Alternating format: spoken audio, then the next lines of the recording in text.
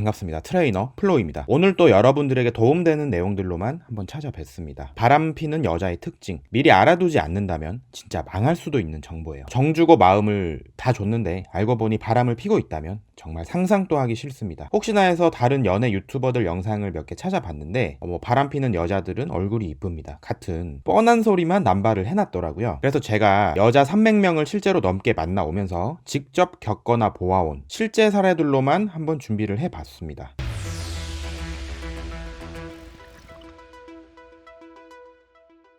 자, 첫 번째, 여자의 바람길을 확인하려면 주변 친구를 봐라.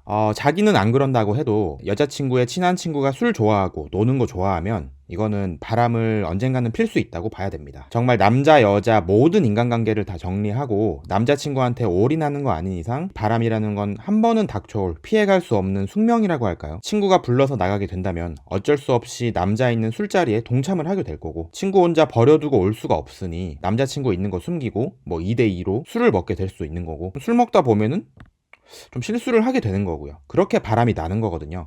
여자는 남자랑 비교해서 상대적으로 주변 친구나 분위기에 더 쉽게 휩쓸리기 때문에 저 같은 경우에는 여자의 바람길을 확인할 때 여자친구의 친구를 꼭 확인합니다. 오빠 나 남자다 정리했어 라는 여자친구의 말을 믿지 마시고 어떤 친구와 친한지 꼭 한번 확인하세요. 경우에 따라서는 여자친구의 남사친보다 여자친구의 여사친이 더 위험한 경우가 훨씬 많아요. 간과하기 쉽죠. 자, 두 번째, 남자의 접근이나 호의에 거절을 안 한다. 썸녀나 여자친구가 이런 기질을 보인다면 절대 만나시면 안 돼요. 대상이 누가 됐건 정말 의도가 뻔히 보이는 접근인데도 일단 거절을 안 합니다. 빼지를 않아요. 진짜 별로 친하지도 않은 사이인데 남자가 언제 밥 한 끼 해요 라고 수작을 부리는 거에 네 언제 한번 먹어요 라고 일단 승낙하고 보는 부류 있거든요. 이건 길거리에서 남자가 여자친구한테 번호를 물어본다 이런 경우도 마찬가지입니다. 남자친구가 있어도 누가 번호를 묻고 만약에 그 대상이 좀 괜찮다 싶으면은 일단 연락하고 지내고 보는 거죠. 그리고 누군가 호의를 보인다 이러면은 절대 거절을 안 합니다. 예를 들어서 직장 동료의 호의라든지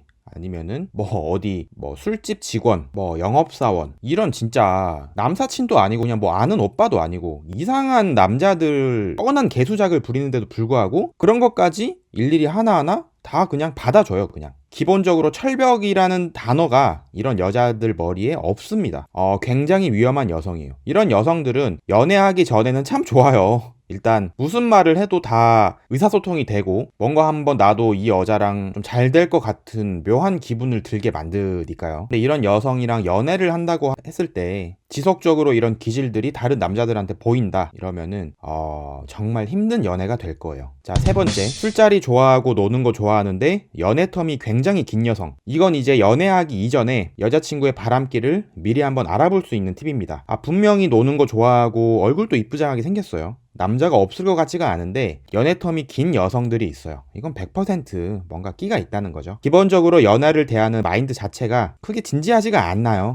인생 쿨하게 즐기고 싶은 경우가 굉장히 많습니다. 이런 여성의 경우 일단 연애를 하더라도 잠깐뿐이에요. 얼마 못 가 다른 남자와 알게 모르게 좀 연락을 하고 있을 수가 있어요. 결국 바람나서 안 좋게 헤어지는 불상사가 생길 수가 있습니다. 술 좋아할 수 있고요. 술자리 좋아할 수도 있습니다. 노는 것도 좋아할 수 있어요. 근데 그런 거 다 하는데도 불구하고 마지막 연애가 언제야 라고 물었을 때 1년 전, 2년 전, 심지어 3년 전이다 이런 여성들은 연애하는 것보다 그냥 새로운 남성을 만나서 노는 게 더 좋다고 봐야 되는 거고, 아직 정착하고 싶은 마음이 없는 경우가 커요. 바람기의 중요한 지표 중 하나로 좀 참고하시면 될 것 같습니다. 자, 네 번째, SNS에 미쳐있다.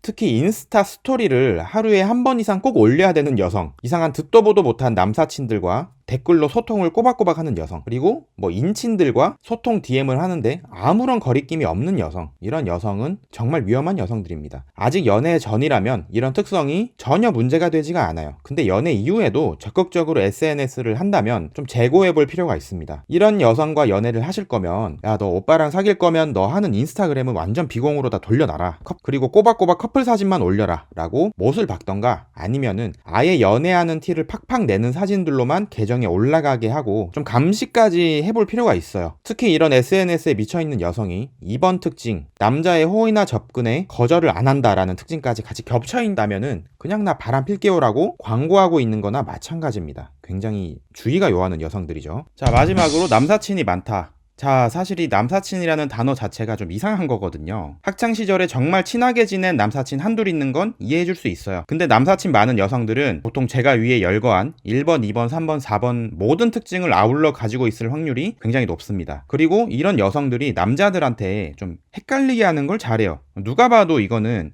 얘 뭐지? 나 좋아하는 건가? 라고 생각 들게 하는 행동을 그냥 무의식적으로 남자에게 해버립니다. 그래서 남사친이 많은 여성들은 절대적으로 믿고 걸으시길 바랍니다.